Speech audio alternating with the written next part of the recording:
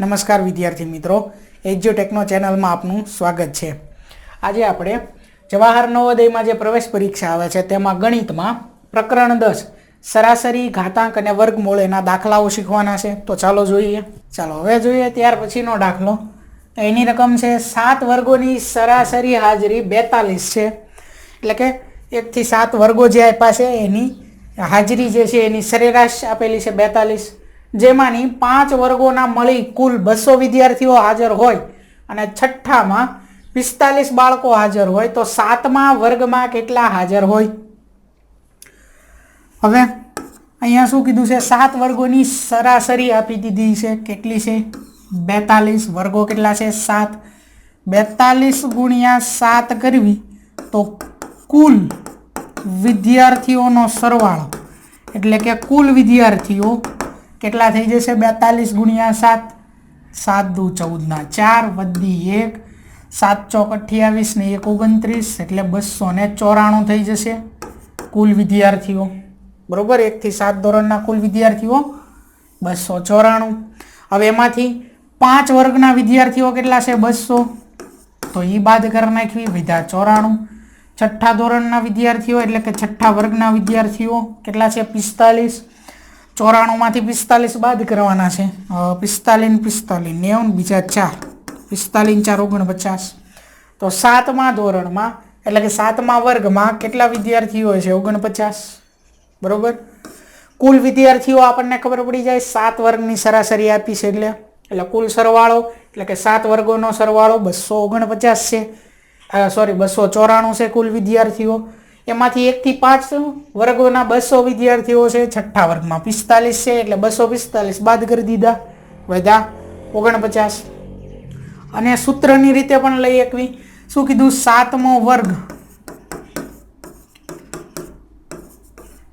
એની સંખ્યા કીધી છે એટલે 7મા વર્ગોની એટલે કે 7 વર્ગોનો સરવાળો, 7 વર્ગોની કુલ સંખ્યા છે એમાંથી શું કરવાનું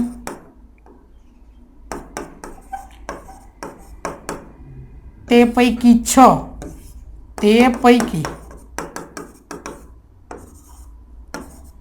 6 વર્ગોની સંખ્યાઓનો સરવાળો લેવાનો। તો આ સૂત્ર ઉપરથી પણ તમે આનો જવાબ લઈ શકો। 7 વર્ગોની સંખ્યા એ તો આ સરાસરી ઉપરથી મળે, 42 ગુણ્યા 7 એટલે 294 ઓછા 5 વર્ગોનો 200 છે અને હજી છઠ્ઠો વર્ગ એમાં 45, તો કુલ 6 વર્ગોના થઈને કેટલા થઈ ગયા 245, 294 માંથી 245 બાદ કરવી, વધે 49, બરોબર। આગળ ત્યાર પછીનો પ્રશ્ન, 7મા ધોરણના કુલ 25 બાળકોએ ₹125 ફાળો એકઠો કર્યો, જ્યારે 6 ધોરણના 40 બાળકોએ ₹140 ફાળો એકઠો કર્યો, તો કયા વર્ગે કેટલો સરાસરી ફાળો વધુ એકઠો કર્યો। કયા ધોરણે બીજા ધોરણ કરતા વધુ અને કેટલો વધુ સરાસરી ફાળો એકઠો કર્યો એ આપણે ગોતવાનું છે। કુલ 25 બાળકોએ ₹125 ફાળો ભેગો કર્યો, તો એક બાળકોએ કેટલો કર્યો, તો પહેલા તો ધોરણ 7 એના માટે આપણે શું કરવી, સરાસરી મેળવી લેવી કે કેટલા બાળકો છે 25 બાળકો છે, કુલ ફાળો 25 બાળકોએ ભેગા થઈને કુલ રૂપિયા કેટલા ₹125 ભેગા કર્યા, કેટલા બાળકોએ થઈને ભેગા કર્યા 25, તો 25 પંચા કેટલા થઈ જાય 125, 125 શું છે સરવાળો છે, બરોબર। એક બાળકે કેટલા રૂપિયા ભેગા કર્યા, બરોબર, દરેક બાળક રૂપિયા લાવતું ગયું, એવા 25 બાળકોએ રૂપિયા લાવ્યા, કુલ ₹125 થયા। તો આપણે સરેરાશ કાઢવી કે એક બાળકે કેટલા રૂપિયા ભેગા કર્યા છે ₹5, બરોબર। એટલે કે કેટલા રૂપિયા આપ્યા છે એક બાળકે, તો કે ₹5 આપ્યા છે ધોરણ 7માં। હવે ધોરણ 6 ની વાત કરવી,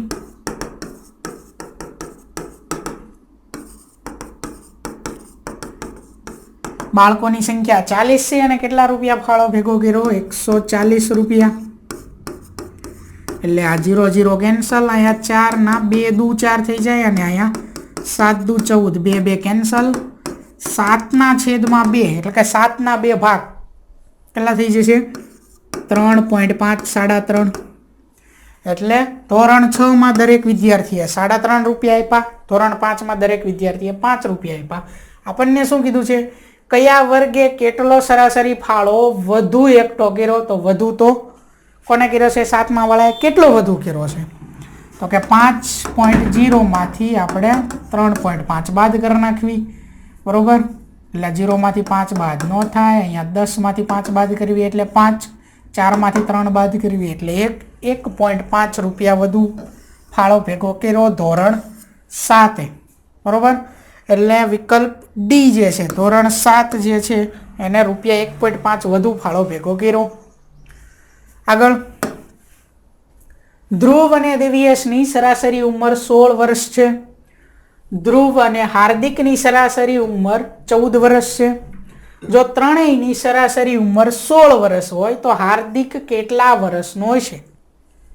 પહેલા નંબરે ધ્રુવ છે, બીજા નંબરે દિવ્યેશ છે અને ત્રીજા નંબરે હાર્દિક છે. એટલે કે ત્રીજા નંબરે જે છે એની વર્ષ આપણે ગોતવાની, ટૂંકમાં ત્રીજી સંખ્યા ગોતવાની. આવું આવતું હતું, બરોબર. તો એ સૂત્ર વાપરશું આપણે અહીંયા. પહેલા તો ત્રણેયની સરેરાશ ઉંમર આપેલી છે. કેટલી છે? 16 વર્ષ ઉંમર છે. સરેરાશ કોની છે? ત્રણેયની. તો 16 તેરી શું થઈ જાય? 48. તો ત્રણેયની ઉંમરનો સરવાળો કેટલો થઈ ગયો? 48 વર્ષ થયો, બરોબર. ત્રીજાની ઉંમર જ ગોતવાની છે. તો હાર્દિકની ઉંમર એટલે કે ત્રીજા નંબરની ઉંમર છે. ત્રણેયની ઉંમરનો સરવાળો 48 છે ઓછા તે પૈકી બેની ઉંમરનો સરવાળો. તો હવે 3 ટોટલ છે, ધ્રુવ, દિવ્યેશ અને હાર્દિક. હવે એમાંથી હાર્દિક વિનો આપણે મેળવવાનું છે. તો બાદ કરી કોણ વધ્યું છે? હવે બીજું ધ્રુવ અને દિવ્યેશ. તો એની સરાસરી કેટલી છે? 16. બેના ઉંમર છે, બેની સરેરાશ ઉંમર 16 છે. તો સરવાળો કેટલા થાય? 16 દુ 32. 48 માંથી આપણે શું કરવાનું છે? 32 બાદ કરવાના છે એટલે વચ્ચે 16, બરોબર. એટલે હાર્દિકની ઉંમર છે 16 વર્ષ. વિકલ્પ એ આપણો જવાબ, બરોબર. આગળ, ત્યાર પછી 11નો વર્ગ વત્તા 12નો વર્ગ. અત્યાર સુધી જે પ્રશ્નો આવ્યા, બરોબર, એ આપણે અહીંયા શેના આવ્યા હતા? સરાસરીના ને એના. હવે જે પ્રશ્નો આવ્યા એ ઘાતાંક એટલે કે વર્ગવાળાને એવા આવ્યા છે, માથે ઘાત આપેલી છે એવા આવ્યા છે, બરોબર. હજી આગળ વર્ગમૂળના ને એવા હવે આવશે. તો સૌથી પહેલા આ પ્રશ્ન જોવી. 11નો વર્ગ વત્તા 12નો વર્ગ. તો 11નો વર્ગ કેટલો થાય? 121 વત્તા 12નો વર્ગ કેટલો થાય? 144. સરવાળો કરવાનો છે, કેટલો થઈ જાય? 265. એકદમ સરળ છે. આ વિકલ્પ સી આવશે.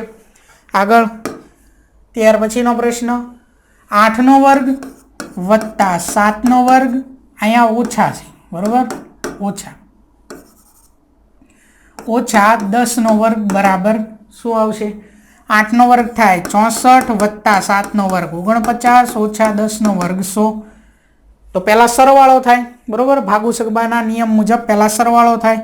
તો 9 ને 4 13 ના 3 વધી 1, 6 ને 4 10 ને 1 11. 113 માંથી 100 બાદ કરવી તો કેટલા વધે? 13.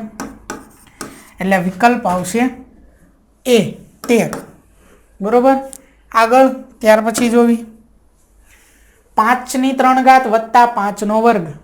આ શું છે? 2 ઘાત અને 3 ઘાત એટલે શું થાય છે? ખાસ યાદ રાખજો કે આપણે અહીંયા સૌથી પહેલા 11ની માથે કેટલી ઘાત આપી? 2.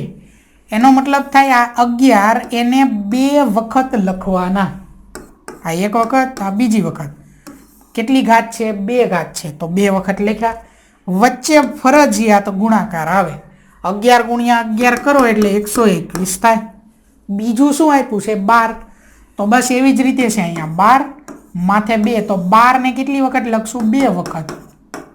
વચ્ચે ફરજિયાત ગુણાકાર જે થાય 144. આગળ, જે આપણે દાખલો ગણવી જોવી. 5ની માથે 3 ઘાત છે.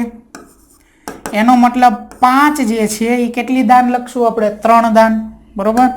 એટલે 5 ને લખવાના 3 વખત. તો 1 વખત, 2 વખત, 3 વખત. વચ્ચે ફરજિયાત ગુણાકાર.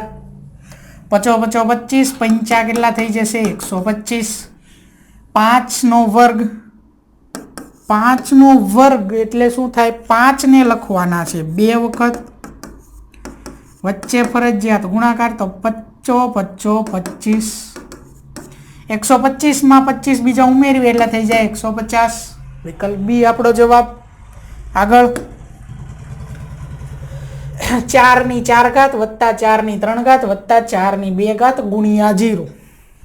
હવે આપણે પહેલા આટલું જોઈ લેવી, બરોબર। જવાબ તો આનો હંમેશા શું થાય, કોઈ પણ સંખ્યા વર્ગ આપ્યું હોય, વર્ગમૂળ આપ્યું હોય, દશાંશ વાળી હોય, અપૂર્ણાંક હોય, મિશ્ર અપૂર્ણાંક હોય, ગમે એનો ગુણાકાર 0 હારે આવે એટલે જવાબ ફરજિયાત 0 થઈ જાય, બરોબર। ગમે એ સંખ્યા આપી હોય એને ગુણ્યા 0 હોય એટલે જવાબ ફરજિયાત 0, એટલે જવાબ તો 0 આવ્યો। પણ આ આપણે જોઈ લેવી 4 ની 4 ઘાત, 4 ની 3 ઘાત, 4 ની 2 ઘાત, એટલે 4 ને કેટલી વાર લખશું 4 વખત, વચ્ચે ફરજિયાત શું આવશે ગુણાકાર, પછી વત્તા, આટલું હતું। હવે આગળ 4 ને લખશું 3 વખત, વચ્ચે ફરજિયાત ગુણાકાર, પછી વત્તા 4 ને લખશું 2 વખત, વચ્ચે ફરજિયાત ગુણાકાર, બરોબર। તો આ જે માથે ઘાત આપેલી છે એ ખાસ સમજો। આગળ 0.29 નો વર્ગ એટલે 0.29 ની 2 ઘાત, 0.29 કેટલી દાન લખશું 2 દાન, વચ્ચે ફરજિયાત ગુણાકાર, બરોબર। આપણે શું કરીશું, આ પોઈન્ટ વાળું છે તો આપણે સાદી સંખ્યા 29 ગુણ્યા 29 કરવી, 9 દુ 18 નો 8 વધી 1, 2 દુ 4 ને 5, 9 9 81 ને 1 વધી 8, 9 દુ 18, 18 ને 8 કેટલા થઈ જાય 26, 8 ને 6 14 ના 4 વધી 1, 5 ને 3 8, 841। હવે જે જવાબ આવ્યો 841 આવ્યો, બરોબર। પણ પોઈન્ટની જમણી બાજુ 1 અને 2, પછી 3 અને 4, 4 સંખ્યાઓ છે તો આ 3 સંખ્યા તો આ થઈ ગઈ, ચોથી સંખ્યા છે નહીં તો 0, જમણી બાજુથી આવવાનું ડાબી બાજુ એટલે 1 4 8 કાંઈ નથી એટલે 0, પોઈન્ટ મૂકીને અહીંયા 0, બરોબર। પોઈન્ટની જમણી બાજુ 4 સંખ્યાઓ હોવી પડે જવાબમાં, તો 0.0841, જે સંખ્યા જવાબમાં આપણને અહીંયા આવી ગુણાકારમાં એ લખી નાખવાની, પછી ઘટતી સંખ્યા જો કોઈ ઘટે છે તો 0 0 મૂકી જવાના જેટલા હોય એટલા, એટલે 0.0841 વિકલ્પ સી એ થશે આપણો જવાબ। ત્યાર પછીનો પ્રશ્ન, વર્ગમૂળમાં 256 ભાગ્યા વર્ગમૂળમાં 64। હવે જો વર્ગ જે છે આ તમને આવડે તો વર્ગમૂળ આ તમને આપોઆપ આવડી જાય, ખબર પડી, આ વર્ગમૂળની નિશાની છે। વર્ગ આવડતા હોય તો વર્ગમૂળ આપોઆપ આવડે, બરોબર। 256 કીધા છે, અહીંયા 64 કીધા છે, કોનો વર્ગ 64 થાય તો કે 8 નો વર્ગ, 8 લખો 2 વખત, 8 ગુણ્યા 8, 8 કેટલા થઈ ગયા 64, કોનો વર્ગ 8 થયો, સોરી કોનો વર્ગ 64 થયો, 8 નો વર્ગ 64 થયો। હવે આ વર્ગ થયો 8 નો વર્ગ 64, હવે અહીંયા ઊંધું વર્ગમૂળમાં 64, કોનો વર્ગ આ 64 થયો, 8 નો વર્ગ, તો 64 નું વર્ગમૂળ 8 થયું, ખબર પડી। વર્ગ આવડા વર્ગમૂળ આવડા, બરોબર। એવી જ રીતે અહીંયા છે 256, તો વર્ગમૂળમાં 256 જે છે એ 16 ગુણ્યા 16 એટલે વર્ગમૂળમાં 256 થાય, અને અહીંયા 8 ગુણ્યા 8 એટલે 64 થાય। હવે 16 ગુણ્યા 16 એટલે વર્ગમૂળમાં 16 નો 2 ઘાત આવું લખાય, 16 લખવાના 2 વખત, વચ્ચે ગુણાકાર, એવી જ રીતે અહીંયા 8 લખવાના 2 વખત, વચ્ચે ગુણાકાર। હવે જ્યાં વર્ગ અને વર્ગમૂળ અથવા વર્ગમૂળ નીચે હોય અને વર્ગ ઉપર હોય, ટૂંકમાં આ બંને જ્યાં એકબીજા હારે ભેગા થાય ઉપર નીચે જેમ હોય એમ, એટલે એ બંને કેન્સલ થઈ જાય, જે વધ્યું એ આવે અંદર, અહીંયા 16 વધ્યા એને ભાગ્યા અહીંયા વધ્યા 8, આવી રીતે લખું છું આને, એટલે 8 દુ 16 કેટલા આવ્યો જવાબ 2, બરોબર। એટલે વિકલ્પ ડી એ આપણો જવાબ। વર્ગ આવડતા હશે તો આ એમનામ આવડી જશે, 256 કોનો વર્ગ થાય 16 નો ભાગ્યા 64 કોનો વર્ગ થાય 8 નો, એટલે 8 દુ 16 સીધી ખબર પડી જાય। આગળ ત્યાર પછીનો પ્રશ્ન, વર્ગમૂળમાં 400 ભાગ્યા વર્ગમૂળમાં 25. તો કોનો વર્ગ 400 થાય? 20 નો વર્ગ, એટલે 400 નું વર્ગમૂળ 20 ભાગ્યા કોનો વર્ગ 25 થાય? 5 નો વર્ગ, એટલે આવી ગયા 5. 5 ચોક 20, જવાબ આવ્યો 4. આગળ ત્યાર પછીનો પ્રશ્ન, વર્ગમૂળમાં 21 વત્તા વર્ગમૂળમાં 11 વત્તા વર્ગમૂળમાં 25. તો સૌથી પહેલા આ જે સૌથી નાનું વર્ગમૂળ છે અહીંયાથી ચાલુ કરવાનું, બાકી બધું એમ નામ.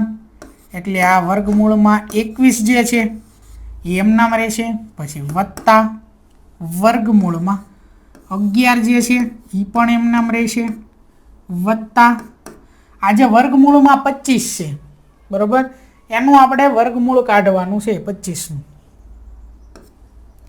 તો આ જે 25 છે એનું વર્ગમૂળ શું થાય? કોનો વર્ગ 25 થાય? 5 નો, એટલે 25 નું વર્ગમૂળ થઈ ગયું 5. એટલે એક આ ઉડી ગયું, બરોબર, આ આખું છે અહીંયા સુધી, આમ 5 સુધી, એટલે આ કેન્સલ થઈ ગયું. અહીંયા આવી ગયા 5, 11 વત્તા 5. હવે આનો પહેલા સરવાળો કરી નાખવી. વર્ગમૂળમાં 21, હવે નાનું આ વર્ગમૂળ છે તો એનો જવાબ લાવશું, આ ઉપરનું એમ નામ રહેશે. 11 ને 5 કેટલા થઈ ગયા? 16. કોનો વર્ગ 16 થાય? 4 નો, એટલે આ ઉડી જાય, વર્ગમૂળ અહીંયા આવે 4. 21 વત્તા 4 કેટલા થઈ જાય? 25. વર્ગમૂળમાં 25 છે, કોનો વર્ગ 25 થાય? 5 નો, એટલે 25 નું વર્ગમૂળ 5. આ જવાબ, બરોબર. આગળ ત્યાર પછીનો પ્રશ્ન, વર્ગમૂળમાં 6561 બરાબર કેટલા? તો આ મોટી સંખ્યા પૂછી લીધી આપણને. આમાં શું કરશું? જ્યારે આવી મોટી સંખ્યા પૂછી હોય ત્યારે તમારે 10, 20, 30, 40 આ બધાના વર્ગો ખબર હોવી પડે તમને, બરોબર. 1 થી 10 નો વર્ગ આવડે એટલે આ બધાના વર્ગ આવડે. 1 નો વર્ગ 1 થયો, પાછળ 1 ના 2 0 કરી નાખો. 2 નો વર્ગ શું થયો? 4. આ 1 ના 2 0 પાછળ, બરોબર. એવી જ રીતે 3 નો વર્ગ 9. આ 1 0 છે એના કેટલા 0 કરી નાખશું? 2 0. 4 નો વર્ગ 16 થાય, તો 40 નો વર્ગ કેટલો થઈ જશે? 1600. 5 જે છે એનો વર્ગ શું થઈ જાય? 25.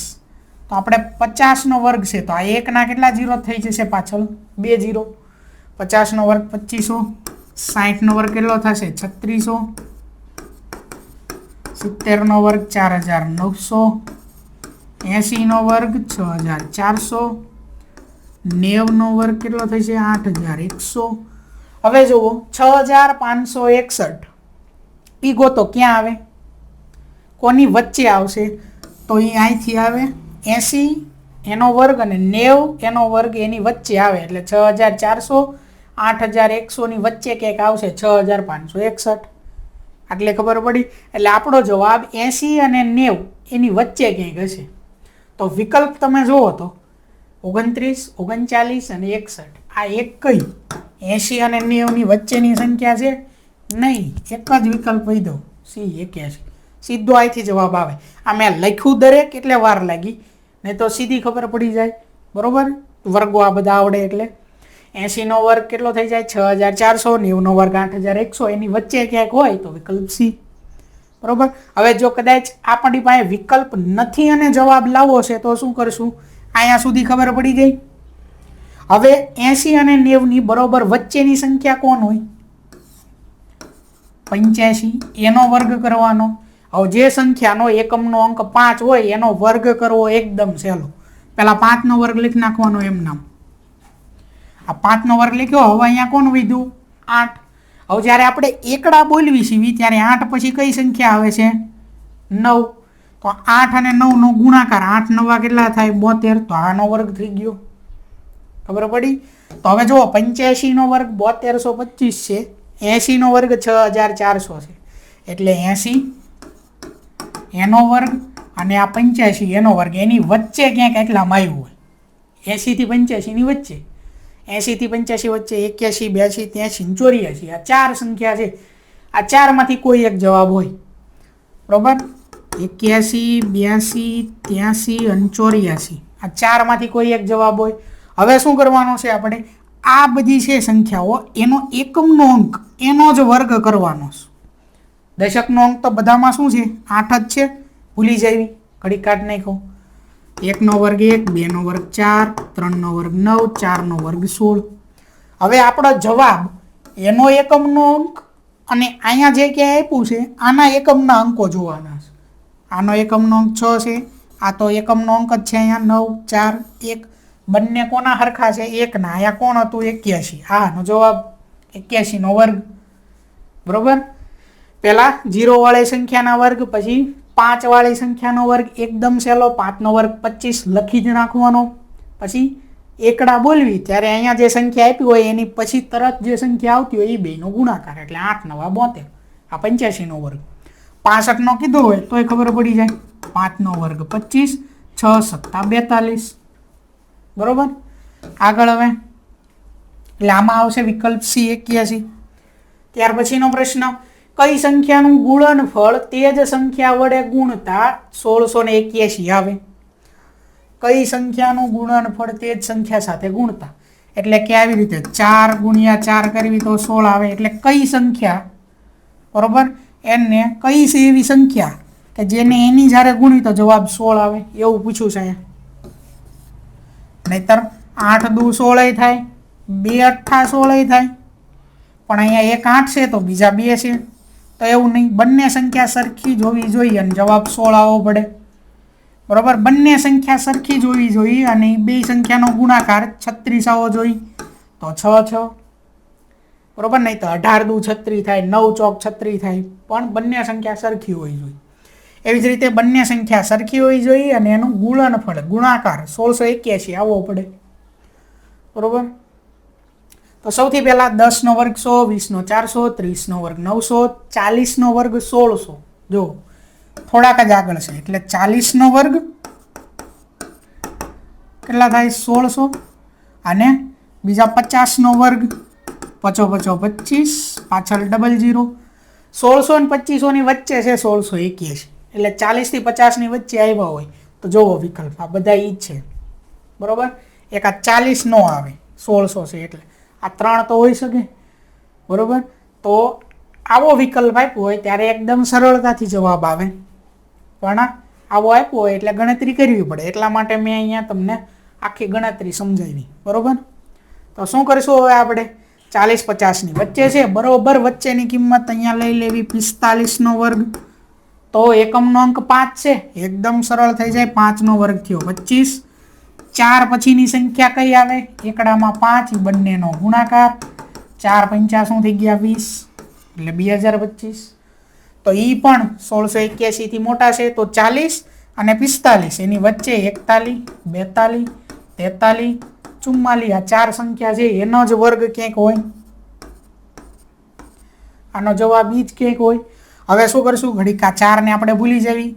1નો વર્ગ 1 અને આનો એકમનો અંક 1. 1681 કોનો વર્ગ હોય? 41નો વર્ગ હોય. બરોબર. આમ નામ ખબર પડી જાય. પછી 2નો વર્ગ જુઓ 4, 3નો વર્ગ 9, 4નો વર્ગ 16, એનો એકમનો અંક 6, એટલે આ એક જ છે 41. એટલે એમાં આવશે વિકલ્પ બી.